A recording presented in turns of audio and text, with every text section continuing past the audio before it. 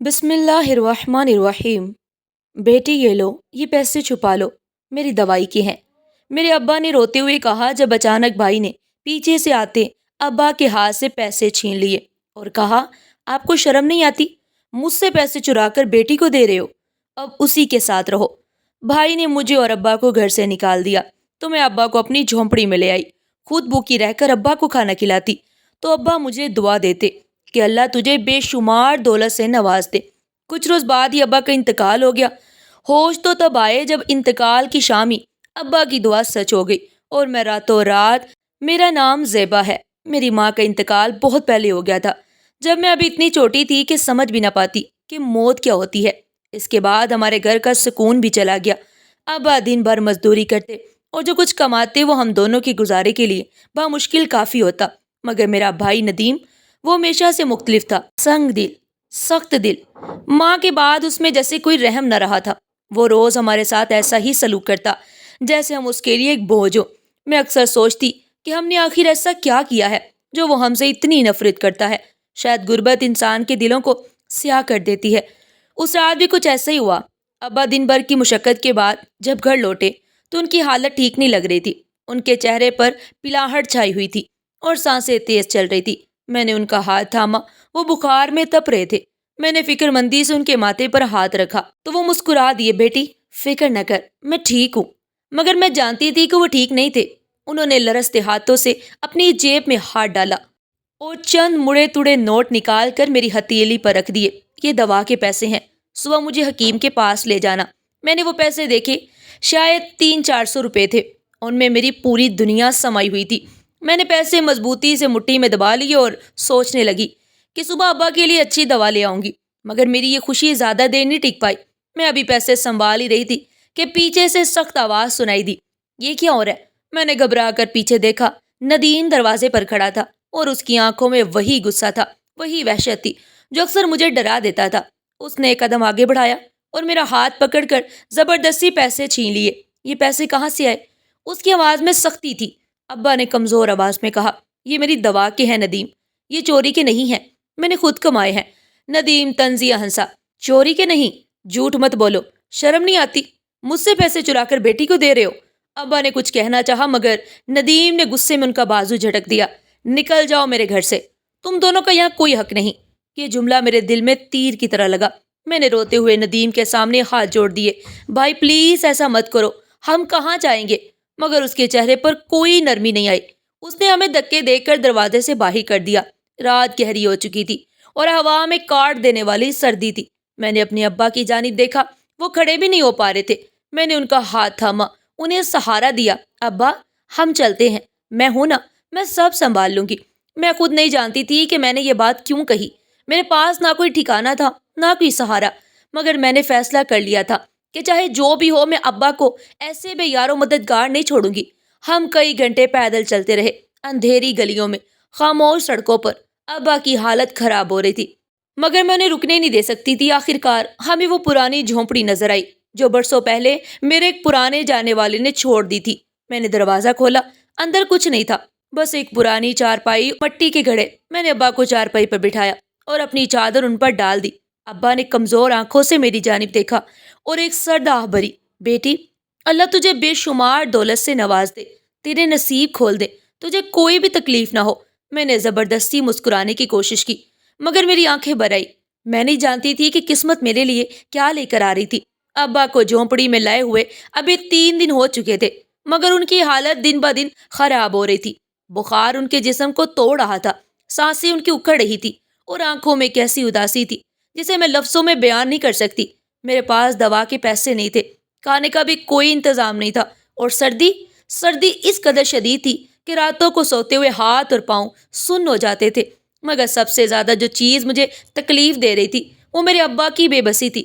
ابا کبھی بھی کمزور نہیں تھے، انہوں نے ہمیشہ اپنی محنت کی کمائی سے ہمیں پالا تھا، ہمیشہ مجھے سکھایا تھا کہ ہاتھ پھیلانے سے بہتر ہے کہ بھوکا رہا جائے۔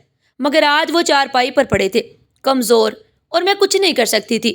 میں نے ان کے ماتھے پر گیلا کپڑا رکھا مگر بخار تو ٹوٹنے کا نام ہی نہیں لے رہا تھا۔ ابا کچھ کھا لے، میں نے تھوڑا سا پانی گرم کیا، شاید آپ کو کچھ راحت ملے۔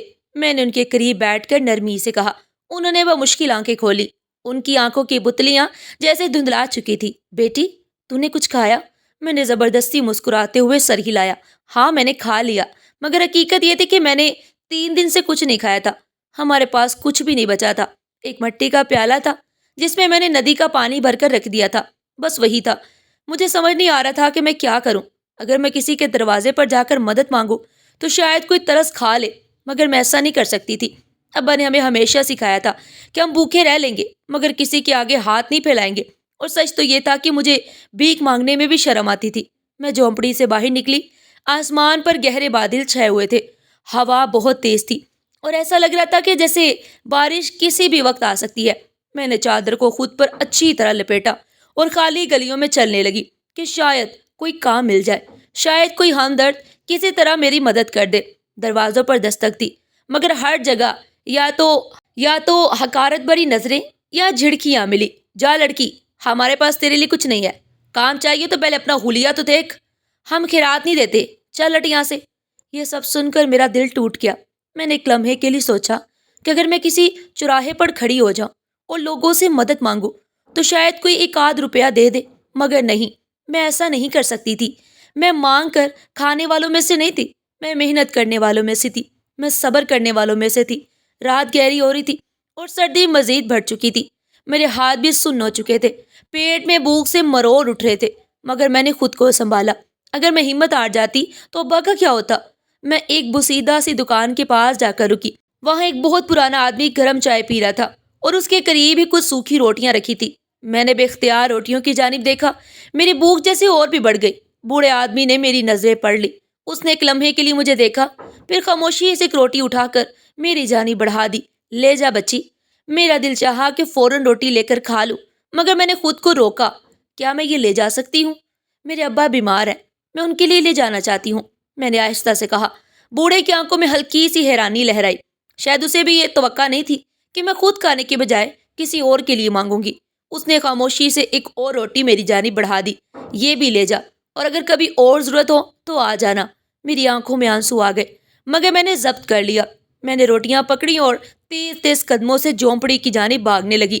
جب میں جھونپڑی میں داخل ہوئی تو ابا نیم بے ہوشی کی حالت میں پڑے تھے۔ میں نے ان کے کندھے پر ہاتھ رکھا۔ پاپا مشکل آنکھیں کھول سکے۔ ابا دیکھیں، میں آپ کے لیے کھانے کا انتظام کر کے لائی ہوں۔ میں نے ایک روٹی ان کے ہاتھ میں دی، مگر ان کے ہاتھ اتنے کمزور ہو چکے تھے کہ وہ روٹی پکڑ ہی نہ سکے۔ میری آنکھوں میں درد بھر آیا۔ بیٹی، تو نے کھایا؟ میں نے ان کے ہاتھ تھامے۔ ابا، میں نے کھا لیا، آپ بس کھا لے تاکہ آپ کی طبیعت بہتر ہو سکے۔ انہوں نے بہت مشکل سے ایک نوالا لیا، مگر 2 ہی لقمے کھانے کے بعد ان کی آنکھیں بوجھل ہونے لگی۔ وہ آہستہ سے بولے، بیٹی، اللہ تجھے بے شمار دولت سے نواز دے، تیرے نصیب کھول دے، تجھے کبھی کسی چیز کی کمی نہ ہو۔ یہ کہتے ہی ان کی آنکھیں بند ہو گئی۔ میں نے ان کے ہاتھ تھامے رکھے اور اپنی آنکھوں سے بہتے آنسو صاف کیے۔ میں نہیں جانتی تھی کہ آگے کیا ہونے والا تھا، مگر مجھے یقین تھا کہ ابا کی دعائیں کبھی رائیگاں نہیں جاتی۔ میرا ابا میری دنیا تھا، وہ دنیا جس میں غربت تھی مگر سکون تھا، جس میں محرومیاں تھی مگر محبت کی گرمی بھی تھی۔ مگر اس رات وہ دنیا مجھ سے ہمیشہ کے لیے چھن گئی۔ میں نے رات بھر ان کا ماتھا سہلایا، مگر بخار تھا کہ کم ہونے کا نام ہی نہیں لے رہا تھا۔ سانسیں تھوڑی تھوڑی دیر بعد رکنے لگتی تھی، جیسے ان کا بدن اپنی ہمت کھوتا جا رہا ہو۔ میں نے چادر میں لپٹ کر ان کے سینے پر سر رکھ دیا، جیسے چھوٹے بچے اپنی ماں کے گوشت میں پناہ لیتے ہیں۔ وہ میری ماں بھی تھے، میرے باپ بھی، میری دنیا بھی۔ ابا آپ جلدی ٹھیک ہو جائیں گے۔ میں نے ان کے سینے پر ہاتھ رکھا، جہاں ان کی سانسیں کسی بوجھ کی طرح ہلکی ہو رہی تھی۔ انہوں نے آہستہ سے میری جانب دیکھا۔ ان کی آنکھوں میں روشنی تھی، مگر جسم میں وہ ہمت نہیں تھی جو کچھ دیر پہلے تک تھی۔ ہونٹوں پر ایک ہلکی سی مسکراہٹ آئی، جیسے مجھے یقین دلانا چاہتے ہوں کہ میں اکیلی نہیں ہوں۔ بیٹی، اللہ تجھے بے شمار دولت سے نواز دے، تجھے کبھی کسی چیز کی کمی نہ ہو۔ یہ کہہ کر ان کی آنکھیں بند ہو گئی۔ میں نے ان کے کندھے کو ہلایا۔ ابا، کوئی جواب نہیں آیا۔ میں نے جھک کر ان کے چہرے پر ہاتھ رکھا۔ ان کی سانسیں رک چکی تھی۔ ابا، میں نے بے اختیار چیخ کر پکارا، مگر میری آواز سننے والا کوئی نہیں تھا۔ میں نے انہیں جھنجھوڑا، مگر وہ بس خاموش تھے۔ مجھے لگا جیسے میری دنیا ایک لمحے میں اجڑ گئی ہو۔ اس لمحے مجھے کچھ یاد نہیں رہا، نہ سردی، نہ بھوک، نہ غربت، بس ایک گہرا خلا تھا جو میرے اندر پھیلتا ہی جا رہا تھا۔ مجھے نہیں پتا میں کتنی دیر ایسے ہی ان کے سینے پر سر رکھ کر روتی رہی۔ وقت جیسے رک چکا تھا، شاید رات گزر گئی تھی، شاید کئی گھنٹے بیت گئے تھے، مگر مجھے احساس نہیں تھا۔ صبح جب جھونپڑی کے باہر روشنی پھیلی تو میں نے بے بسی سے ارد گرد دیکھا۔ میرے پاس کچھ بھی نہیں تھا، نہ کفن کے پیسے، نہ دفنانے کا بندوبست۔ میں لاشعوری طور پر کھڑی ہوئی اور گلی کی جانب دوڑ پڑی۔ کوئی ہے؟ میرے ابا انتقال کر گئے ہیں، خدا کے لیے کوئی میری مدد کر دے۔ مگر میری آواز سننے والا کوئی بھی نہیں تھا۔ جو گزر رہے تھے انہوں نے پلٹ کر بھی نہیں دیکھا۔ میں جانتی تھی کہ غربت میں مرنے والوں کا کوئی پرسان حال نہیں ہوتا، مگر میں نے کبھی نہیں سوچا تھا کہ میرا اپنا باپ ایسے بے کسی میں دنیا سے جائے گا اور کوئی پوچھنے والا بھی نہیں ہوگا۔ کئی گھنٹوں کی کوششوں کے بعد محلے کے بوڑھے نے ترس کھایا۔ انہوں نے ایک پرانی چادر نکالی اور میرے ابا کو کفن کے طور پر اڑا دیا۔ کچھ اور لوگوں نے گلی کے بچوں کو بلایا اور یوں چند اجنبی ہاتھوں کی مدد سے میرے باپ کو زمین کے سپرد کر دیا گیا۔ جب میں واپس جھونپڑی میں آئی تو ہر چیز ویران تھی۔ میں نے زندگی میں کبھی اتنی ویرانی محسوس نہیں کی۔ اس چھوٹی سی جگہ میں پہلے میرے ابا کی سانسیں گونجتی تھی، ان کی کھانسی سنائی دیتی تھی، ان کی ہلکی سی آواز میرے کانوں میں گونجتی تھی، مگر اب وہاں کچھ نہیں تھا۔ میں چپ چاپ زمین پر بیٹھ گئی۔ مجھے کچھ سمجھ نہیں آ رہا تھا کہ مجھے کیا کرنا ہے۔ رات گہری ہو چکی تھی۔ جھونپڑی کے اندر ایک انجانا سا سناٹا تھا، مگر میرے دل کی دھڑکنیں اس سناٹے کو چیر رہی تھی۔ میں نے آہستہ آہستہ نظریں اٹھائیں اور جھونپڑی کے اندھیرے کونے کی جانب دیکھا جہاں مجھے کچھ محسوس ہو رہا تھا، جیسے کوئی موجود ہو۔ سانس رک سی گئی، ہاتھ برف کی طرح ٹھنڈے ہو گئے۔ میں نے خود کو سمجھایا کہ یہ میرا وہم ہے۔ میں نے 3 دن سے کچھ نہیں کھایا تھا، میں تھک چکی تھی۔ میرا ذہن شاید الجھن کا شکار تھا، مگر نہیں۔ وہ آہٹ میں نے واضح طور پر سنی تھی۔ کون ہے؟ میری آواز لرز رہی تھی، جیسے میری اپنی ہمت بھی مجھے چھوڑ رہی ہو۔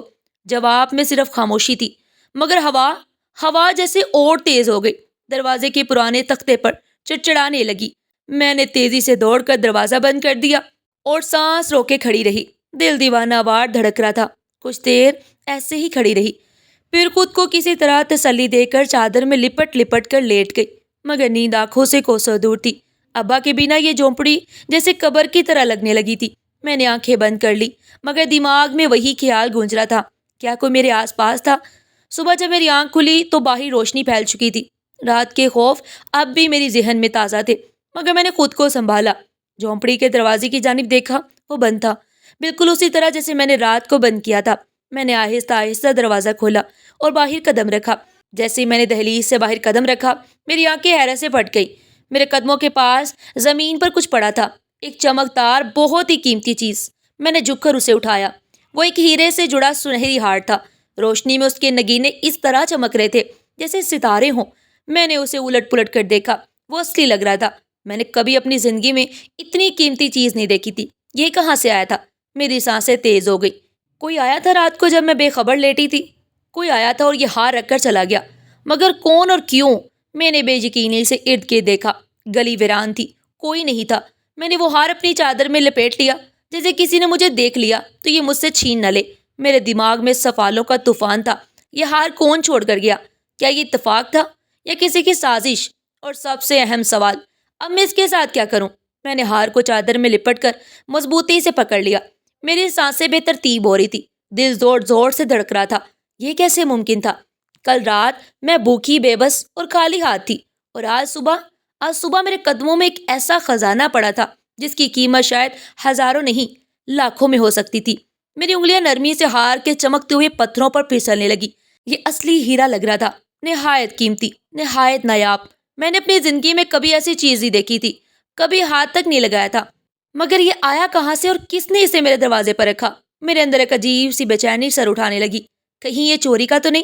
اگر کسی نے چوری کر کے یہاں رکھ دیا ہو، اگر کوئی مجھے اس کا اصل مالک سمجھ لے، اور اگر میں اسے رکھ لوں تو کیا یہ ٹھیک ہوگا؟ میری سوچیں الجھنے لگی۔ اگر یہ واقعی کسی کی گمشدہ چیز تھی تو مجھے اسے واپس کر دینا چاہیے، مگر واپس کروں تو کسے؟ جھونپڑی کے باہر تو کوئی نہیں تھا، گلی میں خاموشی تھی، جیسے کبھی کچھ ہوا ہی نہ ہو۔ اگر میں کسی سے پوچھوں کہ یہ کس کا ہے تو کیا لوگ مجھ پر شک نہیں کریں گے؟ کیا وہ مجھ پر چوری کا الزام نہیں لگا دیں گے؟ میرے دل نے کہا، یہ شاید خدا کی طرف سے انعام ہے۔ میں نے جھونپڑی کے اندر قدم رکھا اور زمین پر بیٹھ گئی۔ میں نے ہار کو چادر میں لپیٹ کر ایک پرانے مٹی کے گھڑے میں چھپا دیا۔ دل کی دھڑکنیں بے ترتیب ہو رہی تھی، ذہن میں الجھے سوال گردش کر رہے تھے۔ اگر یہ واقعی کسی کی گمشدہ چیز تھی تو مجھے اسے واپس کرنا چاہیے، مگر کس کو؟ اور اگر میں کسی کو بتاتی تو لوگ مجھ پر یقین بھی کرتے؟ میں ابھی انہی سوچوں میں تھی کہ باہر سے کسی کے قدموں کی بھاری آواز سنائی دی۔ میں نے چونک کر دروازے کی جانب دیکھا۔ اگلے ہی لمحے دروازہ ایک جھٹکے سے کھلا اور میں نے اپنی زندگی کے سب سے خوفناک چہرے کو اندر آتے دیکھا، ندیم۔ میرے دل میں جیسے خوف کی ایک لہر دوڑ گئی۔ اس کی آنکھوں میں ہمیشہ کی طرح وہی نفرت اور غرور تھا، مگر آج اس کے چہرے پر کچھ اور بھی تھا، جیسے وہ کسی طوفان کے ساتھ آیا ہو تو یہاں چھپی بیٹھی ہے۔ ندیم کی آواز گرجدار تھی، آنکھوں میں خون اتر آیا تھا۔ میں فوراً کھڑی ہو گئی اور خود کو سنبھالنے کی کوشش کی۔ بھائی، تم یہاں کیا کر رہے ہو؟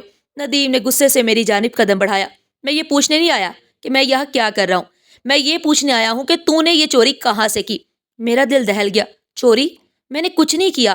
ندیم نے طنزیہ ہنسی، وہ ہنسی جس میں نفرت کی آگ تھی۔ جھوٹ بول رہی ہے، پورے محلے میں خبر پھیل چکی ہے کہ رئیس سرمت کی حویلی سے ایک بہت قیمتی ہار چوری ہوا ہے، اور آج صبح اچانک تیری کٹیا کے باہر ایک ہار ملا تھا۔ یہ سب اتفاق ہے؟ میرے ہاتھ پیر سن ہونے لگے۔ تو کیا یہ ہار چوری کا تھا؟ مگر میں نے تو اسے کہیں سے نہیں چرایا۔ یہ جھوٹ ہے، میں نے کچھ نہیں چرایا، میں نے لرزتی آواز میں کہا۔ ندیم نے آگے بڑھ کر میرا بازو سختی سے پکڑ لیا۔ تو مجھے بیوقوف سمجھتی ہے؟ ایک فقیرنی جو 2 وقت کی روٹی کو ترستی ہے، اس کے پاس اتنا قیمتی ہار کہاں سے آیا؟ ضرور تو نے ہی چوری کی ہوگی۔ میں نے اپنا بازو چھڑانے کی کوشش کی۔ میں نے نہیں چرایا، کسی نے میرے دروازے پر رکھ دیا تھا۔ میں نہیں جانتی کہ وہ کون تھا، مگر ندیم کہاں یقین کرنے والا تھا۔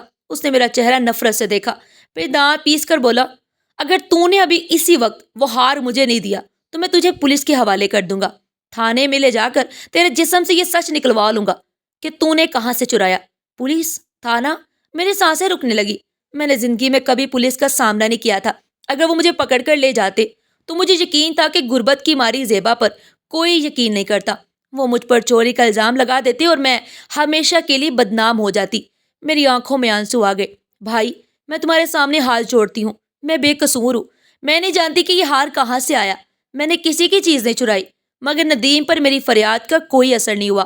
اس نے میری کلائی مزید زور سے پکڑ لی اور کھینچتے ہوئے بولا، چل میرے ساتھ، میں تجھے ابھی تھانے لے کر جاتا ہوں، تیرے جھوٹ کا پردہ چاک کرتا ہوں۔ میں نے پوری طاقت لگا کر خود کو اس کی گرفت سے چھڑایا اور پیچھے ہٹ گئی۔ میری آنکھوں میں آنسو تھے، مگر چہرے پر ایک عجیب سی ہمت بھی آ گئی تھی۔ تمہیں جو کرنا ہے کر لو، مگر میں بے قصور ہوں، میں کسی سے نہیں ڈرتی۔ ندیم کے چہرے پر حیرانی ابھری، جیسے اسے میری یہ ہمت پسند نہ آئی ہو۔ اس کی آنکھوں میں وہی درندگی تھی، وہی وحشت، جیسے ابھی کچھ نہ کچھ برا ہونے والا تھا۔ ندیم نے میرا بازو دوبارہ پکڑنے کے لیے ہاتھ بڑھایا، مگر میں ایک جھٹکے سے پیچھے ہٹ گئی۔ میری آنکھوں میں ڈر تھا، مگر اس ڈر کے پیچھے ایک ضد بھی تھی۔ میں بے قصور تھی اور کسی قیمت پر اپنے اوپر لگنے والے اس جھوٹے الزام کو قبول نہیں کر سکتی تھی۔ میں نے کچھ نہیں کیا، میں نے بلند آواز میں کہا، مگر ندیم کے چہرے پر طنزیہ مسکراہٹ پھیل گئی۔ تو خود نہیں مانے گی؟ ٹھیک ہے، پولیس ہی تجھے سیدھا کرے گی۔ وہ آگے بڑھا ہی تھا کہ اچانک ایک اجنبی آواز گونجی، رک جاؤ۔ ندیم کے قدم وہیں جم گئے اور میں نے چونک کر دروازے کی جانب دیکھا۔ ایک لمبا، مضبوط جسم والا آدمی وہاں کھڑا تھا۔ اس کی آنکھوں میں اعتماد تھا اور چہرے پر ایک عجیب سی سختی۔ میں نے اسے پہلے کبھی نہیں دیکھا تھا، مگر اس لمحے وہ میرے لیے کسی نجات سے کم نہیں تھا۔ تم کون ہو؟ ندیم نے غصے سے کہا۔ یہ سوال میں تم سے پوچھنا چاہتا ہوں۔ وہ شخص جو بعد میں مجھے سجاول کے نام سے معلوم ہوا، اندر آ کر سیدھا ندیم کے سامنے کھڑا ہو گیا۔ تم ایک کمزور لڑکی پر ہاتھ اٹھانے جا رہے تھے، کس حق سے؟ ندیم اچھل پڑا، یہ میرا خاندانی معاملہ ہے اور تمہیں اس میں بولنے کا کوئی حق نہیں۔ سجاول کی نظریں ایک لمحے کے لیے مجھ پر رکی، جیسے وہ میری حالت کو جانچ رہا ہو۔ پھر اس نے ندیم کی جانب دیکھا۔ میں کسی کے خاندانی معاملے میں نہیں پڑتا، لیکن اگر تم کسی مظلوم کے ساتھ زیادتی کرو گے تو میں خاموش بھی نہیں بیٹھوں گا۔ ندیم دانت پیس کر رہ گیا، مگر سجاول کی موجودگی نے اسے تھوڑا پیچھے ہٹنے پر مجبور کر دیا۔ وہ جانتا تھا کہ اس آدمی سے الجھنا آسان نہیں ہوگا، جو کرنا ہے کر لو، مگر یہ چوڑنی جلد یا دیر پکڑی تو جائے گی۔ ندیم نے انگلی اٹھا کر مجھے دھمکایا، پھر پیر پٹکتا ہوا جھونپڑی سے باہر نکل گیا۔ میں نے گہری سانس لی، جیسے بہت بڑا بوجھ میرے دل سے ہٹ گیا ہو۔ مگر اب میرے سامنے سجاول کھڑا تھا، ایک انجان مددگار، اور میں نہیں جانتی تھی کہ اس پر اعتبار کرنا بھی چاہیے یا نہیں۔ تم ٹھیک ہو؟ سجاول نے نرمی سے پوچھا۔ میں نے سر ہلایا، مگر میری آنکھوں میں سوال تھے۔ آپ کون ہیں اور مجھے بچانے کیوں آئے تھے؟ سجاول مسکرا کر بولا، یہ سوال بعد میں، ابھی تمہیں میرے ساتھ چلنا ہوگا۔ کہاں؟ میں نے حیرت سے پوچھا۔ ایک ایسی جگہ جہاں تمہاری حفاظت ہوگی اور جہاں تمہیں اس آزمائش سے نکلنے میں مدد ملے گی۔ اس نے سنجیدگی سے کہا، میرے پاس کوئی راستہ نہیں تھا۔ اگر میں یہاں رہتی تو ندیم ضرور کوئی اور چال چلتا اور میں خود کو مزید مشکل میں ڈال لیتی۔ میں نے ایک لمحے کو سوچا، پھر سر ہلا دیا۔ سجاول نے آگے بڑھ کر دروازہ کھولا اور میں اس کے پیچھے پیچھے چل پڑی۔ ہم ایک بڑی حویلی کے دروازے پر پہنچے۔ یہ حویلی کسی امیر شخص کی لگتی تھی، ایسی جگہ جہاں میں نے کبھی قدم رکھنے کا سوچا بھی نہیں تھا۔ یہاں کون رہتا ہے؟ میں نے حیرانی سے پوچھا۔ بیگم ساجدہ، وہ تم سے ملنا چاہتی ہیں، سجاول نے جواب دیا اور دروازہ کھول کر اندر داخل ہو گیا۔ میں دل میں بے شمار سوال لیے اس کے پیچھے پیچھے چل پڑی۔ میری قسمت مجھے کہاں لے جا رہی تھی؟ اور یہ بیگم ساجدہ کون تھی؟ حویلی کے اندر قدم رکھتے ہی میں نے اپنی زندگی میں پہلی دفعہ ایسی شاندار جگہ دیکھی تھی۔ اونچی چھتیں، جھلملاتے فانوس، سنگ مرمر کے چمکتے فرش، دیواروں پر سجی ہوئی نایاب تصویریں، یہ سب کچھ کسی خواب کی طرح تھا۔ میرے قدم بے اختیار رک گئے۔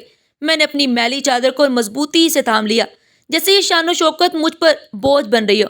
چلو، بیگم صاحبہ تمہارا انتظار کر رہی ہیں، سجاول نے کہا اور مجھے ایک بڑے کمرے کی جانب لے گیا۔ میں اندر داخل ہوئی تو ایک باوقار خاتون سامنے صوفے پر بیٹھی تھی۔ وہ عمر میں بڑی تھی مگر ان کی آنکھوں میں عجیب سی نرمی تھی۔ بیٹی ادھر آؤ، انہوں نے نرم لہجے میں کہا۔ میں جھجکتے ہوئے آگے بڑھی اور خاموشی سے کھڑی ہو گئی۔ وہ مجھے غور سے دیکھ رہی تھی، جیسے میری آنکھوں کے پیچھے چھپے دکھوں کو پڑھنے کی کوشش کر رہی ہو۔ سجاول نے مجھے سب بتا دیا ہے، وہ آہستہ سے بولی۔ تمہارے ساتھ جو ظلم ہوا، وہ سن کر میرا دل دکھ سے بھر گیا۔ میرے ہونٹ کانپے مگر میں کچھ نہ کہہ سکی۔ یہاں بیٹھو، انہوں نے اپنے پاس جگہ بناتے ہوئے کہا۔ میں جھجک کر صوفے کے کنارے پر بیٹھ گئی۔ میرے دل میں عجیب سی بے چینی تھی۔ یہ سب میرے لیے نیا تھا، یہ نرمی، یہ عزت، یہ شفقت، یہ مہربانی۔ میں تو ہمیشہ دھتکاری گئی تھی، ہمیشہ ٹھکرائی گئی تھی۔ بیٹا، تم جب تک چاہو یہاں رہ سکتی ہو، تمہیں اب کسی چیز کی فکر کرنے کی ضرورت نہیں۔ بیگم ساجدہ نے میرے سر پر ہاتھ رکھا۔ میری آنکھوں میں آنسو آ گئے۔ مگر میں آپ کے لیے اجنبی ہوں، آپ میرے ساتھ اتنی مہربانی کیوں کر رہی ہیں؟ بیگم ساجدہ نے ہلکی سی مسکراہٹ کے ساتھ میری جانب دیکھا۔ کبھی کبھی اللہ کسی کو ہماری زندگی میں اس لیے بھیجتا ہے تاکہ ہم اپنی چھوٹی سی نیکی کے ذریعے اس کی آزمائش آسان کر سکے۔ شاید تمہارا یہاں آنا بھی کوئی اتفاق نہیں زیبا۔ اگلے چند دنوں میں مجھے ایسا سکون ملا جو میں نے کبھی محسوس نہیں کیا تھا۔ نرم بستر، دن میں 3 وقت کا کھانا، عزت، آرام۔ مگر عجیب بات یہ تھی کہ میں بے چین رہتی۔ یہ سب میرے لیے نیا تھا، میرے نصیب میں جیسے کبھی لکھا ہی نہیں تھا۔ میں اکثر سوچتی کہ میں یہاں آئی کیسے، اور کیا میں ہمیشہ یہاں رہ پاؤں گی؟ سجاول اکثر حویلی میں آتا۔ شروع میں نے زیادہ دھیان نہیں دیا، مگر جلد ہی مجھے محسوس ہونے لگا کہ وہ مجھ پر خاص توجہ دے رہا تھا۔ وہ جب بھی آتا، اس کی نظریں اکثر مجھ پر ٹک جاتی۔ وہ مجھ سے نرمی سے بات کرتا، میرے آرام کا پوچھتا، اور اگر کبھی میں کسی چیز کے بارے میں پریشان نظر آتی تو فوراً مدد کی پیشکش کر دیتا۔ مجھے سمجھ نہیں آتا تھا کہ یہ سب کیوں ہو رہا تھا۔ کیا وہ واقعی میرا ہمدرد تھا یا اس کی نظروں میں کوئی اور جذبہ تھا؟ حویلی میں رہتے ہوئے مجھے 1 ہفتہ ہو چکا تھا، مگر میرے دل سے وہ بے چینی ختم نہیں ہو رہی تھی جو شروع دن سے میرے ساتھ تھی۔ یہ سب کچھ کسی خواب کی طرح تھا۔ آرام دہ کمرے، نرم بستر، ہر وقت گرم گرم کھانا اور عزت۔ مگر کہیں نہ کہیں مجھے لگنے لگا تھا کہ سب کچھ اتنا سیدھا نہیں ہے جتنا دکھائی دے رہا تھا۔ بیگم ساجدہ کا رویہ میرے ساتھ ہمیشہ ماں جیسا رہا، مگر سجاول، اس کے رویے میں دن بدن عجیب سی تبدیلی آ رہی تھی۔ پہلے وہ میری مدد کرتا تھا، مجھ سے نرمی سے بات کرتا تھا، مگر اب اس کی نظروں میں کچھ اور تھا، کچھ ایسا جسے میں سمجھ تو رہی تھی مگر قبول نہیں کرنا چاہتی تھی۔ وہ جب بھی آتا تو مجھے بہت غور سے دیکھتا، کبھی میری خیریت پوچھتا، کبھی حویلی کے کسی کام میں میری مدد کرنے کی پیشکش کرتا، اور کبھی سرسری انداز میں ایسے جملے بول دیتا جس سے مجھے عجیب سا احساس ہوتا۔ تم اس حویلی میں اچھی لگتی ہو زیبا، شاید ہمیشہ کے لیے یہیں رہنا چاہیے تمہیں، وہ ایک دوست دھیرے سے بولا۔ میں نے چونک کر اسے دیکھا۔ ہمیشہ؟ مگر میں تو یہاں صرف چند دنوں کے لیے ٹھہری ہوں۔ سجاول نے ایک معنی خیز مسکراہٹ کے ساتھ سر ہلایا۔ ہاں شاید، مگر کبھی کبھی کچھ مہمان ہمیشہ کے لیے گھر کے فرد بن جاتے ہیں۔ میں نے اس کی بات کو زیادہ اہمیت نہیں دی، مگر میرے دل میں کچھ کھٹکنے لگا تھا۔ اسی شام جب میں حویلی کے لان میں چہل قدمی کر رہی تھی تو مجھے باہر دروازے پر شور سنائی دیا۔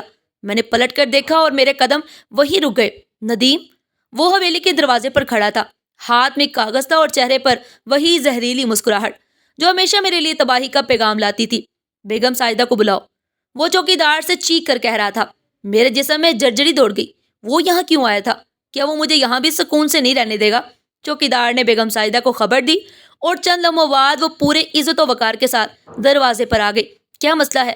انہوں نے سخت لہجے میں پوچھا۔ ندیم نے فاتحانہ انداز میں کاغذ آگے بڑھایا۔ یہ دیکھیں، یہ لڑکی جو آپ کی حویلی میں بیٹھی عیش کر رہی ہے، یہ چورنی ہے۔ یہ پولیس کا نوٹس ہے جس میں صاف صاف لکھا ہے کہ رئیس سرمد کے ہار کی چوری میں اس پر شک ہے۔ میرا دماغ سن ہو گیا۔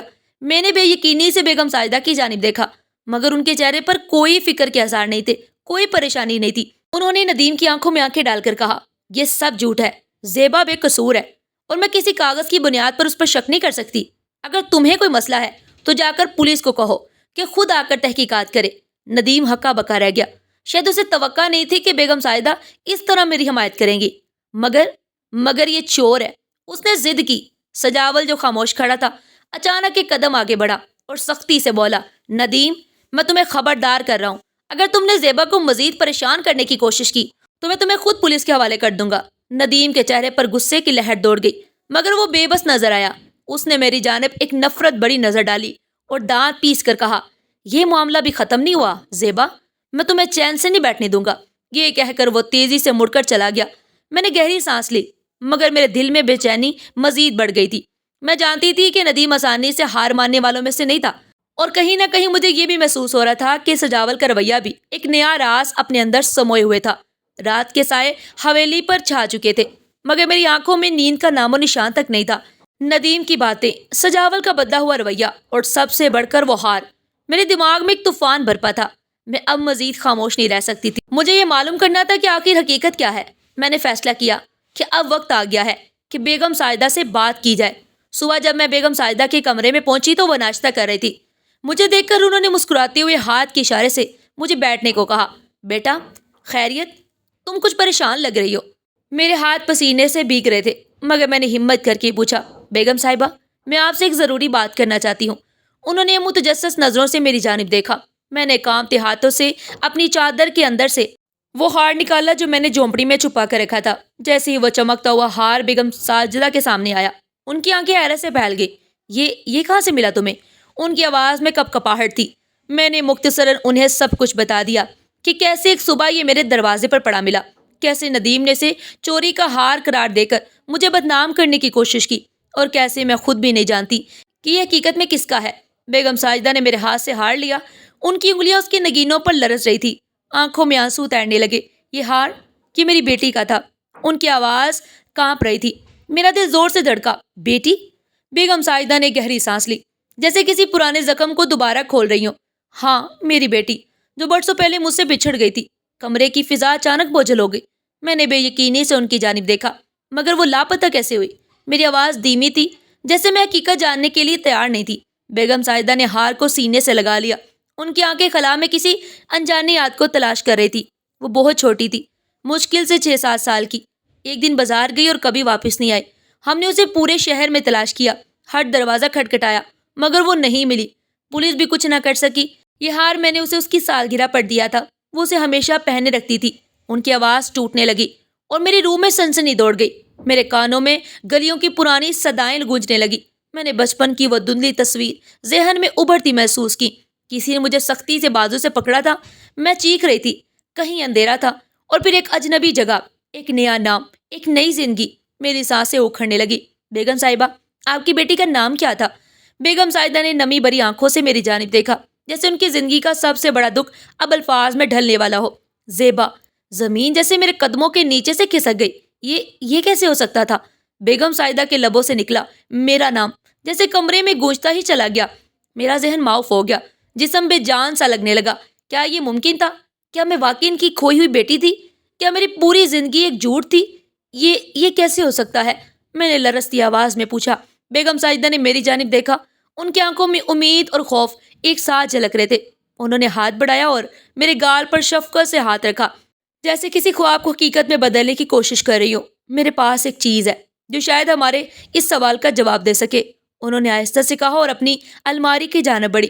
انہوں نے دروازہ کھولا، اندر سے ایک پرانا پیلا پڑ چکا تصویروں کا البم نکالا۔ میں دم سادے انہیں دیکھ رہی تھی۔ وہ آہستہ آہستہ صفحات پلٹ رہی تھی، یہاں تک کہ وہ ایک تصویر پر رک گئی۔ انہوں نے وہ تصویر میرے سامنے رکھی۔ میں نے جھجکتے ہوئے اسے اٹھایا اور میری آنکھیں حیرت سے پھیل گئی۔ تصویر میں ایک معصوم سی بچی تھی، مشکل سے 6-7 سال کی، جو بیگم ساجدہ کی گود میں بیٹھی مسکرا رہی تھی۔ بچی کے بال گنگریالے تھے، آنکھیں بڑی بڑی، اور ماتھے پر ہلکا سا زخم کا نشان تھا، بالکل ویسا ہی جیسا میرے ماتھے پر تھا۔ میرے ہاتھ لرزنے لگے۔ میں نے بے یقینی سے اپنے ماتھے پر ہاتھ پھیرا اور پھر تصویر میں بچی کے ماتھے کی جانب دیکھا۔ وہ نشان بالکل ایک جیسا تھا، ایک ہی جگہ پر، جیسے کسی نے تقدیر کے ہاتھوں یہ نشانی ثابت کر دی ہو۔ یہ تم ہو زیبا، بیگم سائدہ کی آواز نم تھی۔ یہ میری بیٹی ہے جسے میں نے برسوں پہلے کھو دیا تھا، اور اب انہوں نے میری جانب ہاتھ بڑھایا، جیسے وہ میری حقیقت کو چھو لینا چاہتی ہوں، جیسے وہ یقین کر لینا چاہتی ہوں کہ میں وہی ہوں جسے وہ برسوں سے ڈھونڈ رہی تھی۔ نہیں، یہ ممکن نہیں۔ میں نے بے یقینی سے سر ہلایا، مگر تصویر کے رنگ، اس بچی کی آنکھیں، وہ زخم، سب کچھ چیخ چیخ کر کہہ رہا تھا کہ میں ہی وہ گمشدہ زیبا تھی۔ میری سانس پھولنے لگی۔ اگر میں آپ کی بیٹی ہوں تو میں یہاں کیسے پہنچی؟ مجھے میرے اپنے ماں باپ کے طور پر کوئی اور کیوں یاد آتا ہے؟ میرا ابا، وہ تو ساری زندگی میرے ساتھ رہے۔ بیگم سائدہ نے گہری سانس لی، جیسے انہیں میری بے یقینی کا اندازہ ہو۔ شاید تمہیں کسی نے چرایا تھا، شاید تمہیں بیچ دیا گیا تھا، میں نہیں جانتی، مگر میں یہ جانتی ہوں کہ تم ہی میری زیبا ہو۔ یہ ہار تمہارے پاس ایسے نہیں آیا، یہ نشانی ایسے ہی تمہارے ماتھے پر نہیں ہے، یہ سب قسمت کا کھیل نہیں ہے، یہ سچ ہے۔ میری آنکھوں سے آنسو بہنے لگے۔ اگر یہ سب سچ تھا تو پھر میں کون تھی؟ جس زندگی کو میں حقیقت سمجھتی آئی تھی وہ تو سراسر دھوکہ نکلی۔ میں نے جس باپ کو اپنا سب کچھ سمجھا تھا وہ شاید میرا باپ تھا ہی نہیں۔ نہیں، یہ سب اتنا آسان نہیں ہو سکتا، میں نے بامشکل کہا۔ جانتی ہو بیٹی، بیگم سائدہ کی آواز لرز گئی، مگر سچ ہمیشہ اپنے راستے پر آ ہی جاتا ہے، اور اب تمہیں فیصلہ کرنا ہوگا کہ تم اس سچ کو قبول کرو گی یا اسے نظر انداز کر دو گی۔ کمرے کی فضا بوجھل ہو چکی تھی، میری دنیا ایک لمحے میں بدل چکی تھی، اور میں نہیں جانتی تھی کہ میں اسے قبول کر پاؤں گی بھی یا نہیں۔ میری زندگی ایک ایسے موڑ پر پہنچ چکی تھی جہاں سچ اور جھوٹ کے درمیان کی دیوار گرنے ہی والی تھی۔ بیگم سائدہ کی باتیں میرے دل میں اتر رہی تھی، مگر میں ابھی تک سب کچھ قبول نہیں کر پا رہی تھی۔ کیا میں واقعی ان کی کھوئی ہوئی بیٹی تھی؟ اگر ہاں تو میرے وہ ابا کون تھے جو ہمیشہ میرے ساتھ رہے؟ اگر میں امیر خاندان کی بیٹی تھی تو اتنے سال ایک جھونپڑی میں کیوں گزارے؟ مگر ان سوالوں کے جواب اتنی آسانی سے نہیں ملنے والے تھے، کیونکہ میری سچائی چھپانے کے لیے کچھ لوگ پوری طاقت سے کوشش کر رہے تھے۔ میرے اندر ابھی تک بے یقینی تھی، مگر بیگم سائدہ کو یقین تھا کہ میں ہی ان کی بیٹی ہوں۔ انہوں نے اعلان کر دیا کہ وہ میرا DNA ٹیسٹ کروائیں گی تاکہ حقیقت پوری دنیا کے سامنے آ جائے۔ یہ خبر جیسے ہی باہر نکلی، ندیم بھڑک اٹھا۔ اس کے لیے یہ سب کچھ تباہ کن تھا، کیونکہ اگر میں واقعی بیگم سائدہ کی بیٹی ثابت ہو جاتی تو اس کا میرے اوپر کوئی اختیار باقی نہ رہتا، اور سب سے بڑھ کر میں ایک عام لڑکی سے ایک امیر خاندان کی وارث بن جاتی۔ ندیم نے فوراً حرکت میں آ کر مجھے بدنام کرنے کی کوششیں اور تیز کر دی۔ اس نے محلے میں مشہور کر دیا کہ میں ایک چلاک لڑکی ہوں جو امیروں کو بے وقوف بنا کر ان کے مال پر قبضہ کرنا چاہتی ہے۔ یہ لڑکی ایک چور تھی، اب رئیس بننے کی تیاری کر رہی ہے۔ وہ گلیوں میں چیخ چیخ کر لوگوں کو بھڑکا رہا تھا، مگر بیگم سائدہ کی طاقت کے آگے اس کی یہ سازش ناکام رہی۔ وہ اب کھلم کھلا میرے خلاف کچھ نہیں کر سکتا تھا، مگر وہ ابھی بھی چپ بیٹھنے والا نہیں تھا۔ اسی دوران سجاول کا رویہ بھی بدلنے لگا تھا۔ پہلے وہ میرا سب سے بڑا محافظ تھا، میری ہر مشکل میں میری ڈھال بنا رہا، مگر اب کچھ عجیب ہونے لگا تھا۔ سجاول نے میرے قریب آنا شروع کر دیا تھا۔ وہ اکثر میری تعریف کرتا، نرمی سے بات کرتا، اور ایک روز تو اس نے کھل کر کہہ دیا، زیبا، تمہیں احساس بھی ہے کہ تم کتنی خوش نصیب ہو، اتنے بڑے خاندان کی بیٹی بن گئی ہو، مگر یاد رکھنا اس دنیا میں کچھ بھی مفت نہیں ملتا۔ میں اس کی بات سن کر چونک گئی۔ کیا مطلب؟ وہ مسکرایا، مگر وہ مسکراہٹ زہریلی لگی۔ مطلب یہ کہ کچھ لوگ تمہیں وارث نہیں بننا دینا چاہتے، اور کچھ لوگ چاہتے ہیں کہ تم بنو، مگر ان کی شرائط پر۔ مجھے اس وقت تو اس کی بات پوری طرح سمجھ نہیں آئی، مگر بعد میں جب حقیقت کھلی تو میرے پیروں تلے سے زمین نکل گئی۔ میرے DNA ٹیسٹ کے نتائج آنے میں ابھی وقت تھا، مگر بیگم سائدہ کو پورا یقین تھا کہ میں ہی ان کی بیٹی ہوں۔ انہوں نے میری قانونی حیثیت کو تسلیم کروانے کے لیے وکیلوں سے بات چیت شروع کر دی تھی۔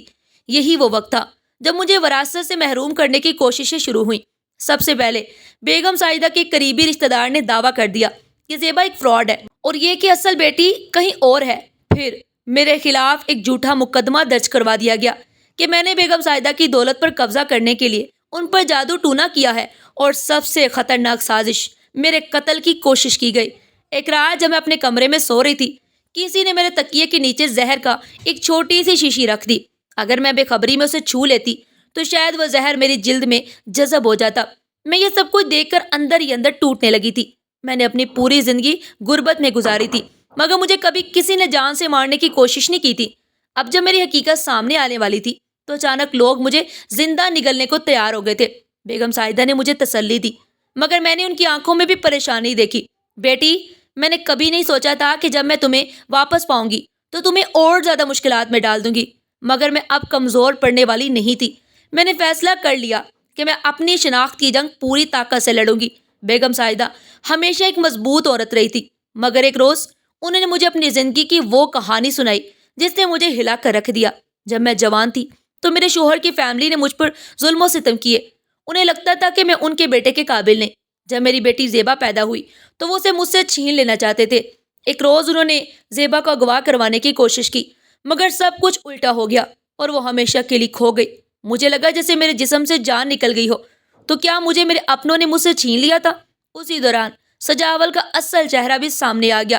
یہ وہ شخص تھا جس نے مجھے بچایا تھا، جس نے مجھے یہاں تک پہنچایا تھا، مگر سچ یہ تھا کہ وہ بیگم سائدہ کی دولت پر قابض ہونا چاہتا تھا۔ سجاول نے مجھے دھوکہ دیا تھا۔ زیبا اگر تم مجھ سے شادی کر لو تو سب کچھ آسان ہو جائے گا۔ ایک روز اس نے کہا، مجھے ایسے لگا جیسے کسی نے مجھے زہر دے دیا ہو۔ تو تمہاری مدد کے پیچھے یہی مقصد تھا؟ یہ دنیا مفادات پر چلتی ہے زیبا، یا تو تم میرے ساتھ مل جاؤ یا پھر اپنے دشمنوں کے رحم و کرم پر ہو۔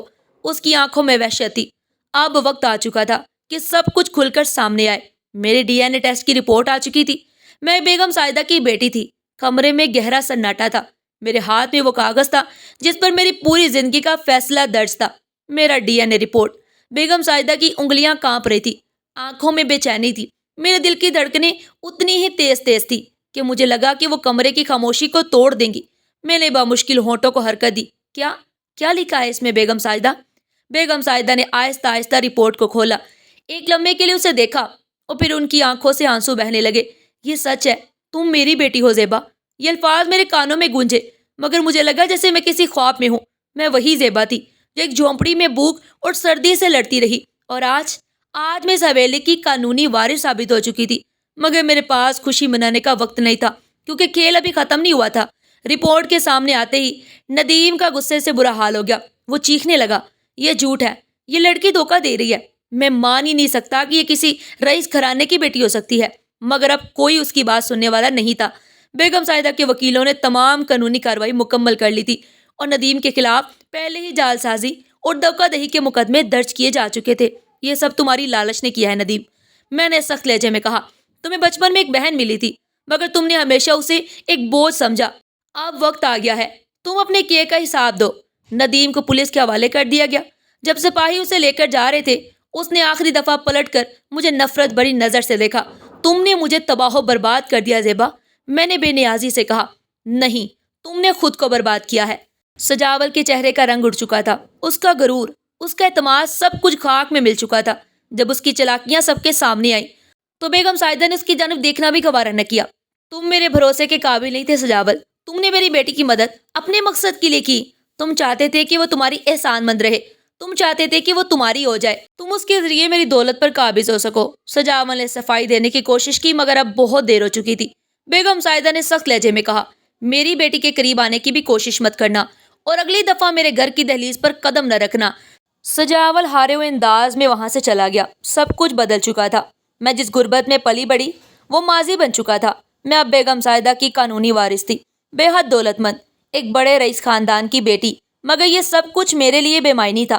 میں نے کئی راتیں جا کر سوچا کہ میں کیا چاہتی ہوں، کیا میں واقعی زندگی میں خوش رہ سکوں گی، کیا میں اپنی پرانی حقیقت کو بھول کر اس نئے جہاں میں جی پاؤں گی؟ اور پھر میں نے فیصلہ کر لیا۔ ایک صبح جب بیگم سائدہ نے مجھے مہنگے لباس میں تیار ہونے کو کہا، میں نے نرمی سے ان کا ہاتھ تھاما۔ ماں، میں آپ کی بیٹی ہوں اور ہمیشہ رہوں گی، مگر میں وہ زندگی نہیں گزار سکتی جو میرے لیے اجنبی ہو۔ میں دولت کے لیے نہیں بلکہ ایک بیٹی بن کر آپ کے پاس آئی ہوں۔ میں اپنی زندگی سادگی میں گزارنا چاہتی ہوں۔ میں ان لوگوں کے لیے کچھ کرنا چاہتی ہوں جو آج بھی اسی اندھیرے میں ہیں جس میں میں کل تھی۔ بیگم سائدہ کی آنکھوں میں فخر کے آنسو آ گئے۔ یہی تو میرے خون کی پہچان ہے زیبا، میں نے مسکرا کر ان کے گلے لگتے ہوئے کہا۔ ابا کی دعا قبول ہو گئی۔ ماں، مجھے بے شمار دولت مل گئی، مگر وہ نہیں جو سونے چاندی کی ہوتی ہے، بلکہ وہ جو اپنوں کی محبت سے بنتی ہے۔ یہ کہہ کر میں نے ماضی کے اندھیروں کو پیچھے چھوڑ دیا اور ایک نئی زندگی کی طرف قدم بڑھا دیا، ایسی زندگی جو حقیقت میں میری تھی۔